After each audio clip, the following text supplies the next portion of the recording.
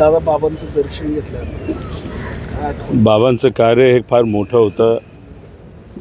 असंघटित क्षेत्रामध्ये काम करणारे सर्व कामगार असतील, माथाडी कामगार असतील, रिक्षा चालक असतील, सर्वसामान्य लोक ज्यांना कुठेही आवाज नव्हता, बाबा त्यांचा आवाज बनले होते.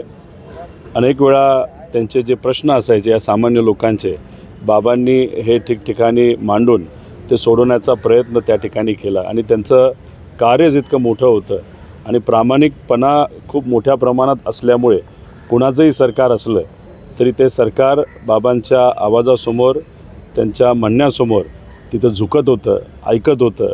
आणि बऱ्यापैकी या सर्व असंघटित क्षेत्राच्या लोकांच्या अडचणी या सुटत होत्या.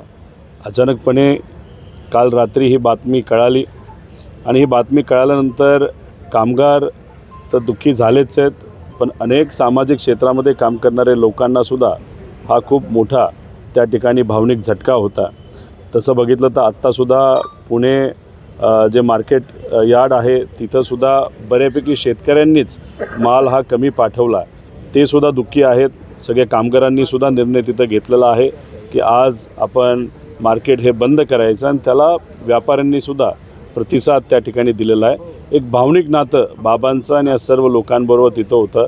आणि खऱ्या अर्थाने आज आपण बोलायचं झालं तर सामान्य लोकांचं खूप मोठं नुकसान बाबा नसल्यामुळे त्या ठिकाणी झालेलं आहे. बाबांचा विचार हा पुढे घेऊन जाण्याची जबाबदारी ही सगळ्यांच्याच खांद्यावर आहे असं आपल्याला म्हणावं लागेल.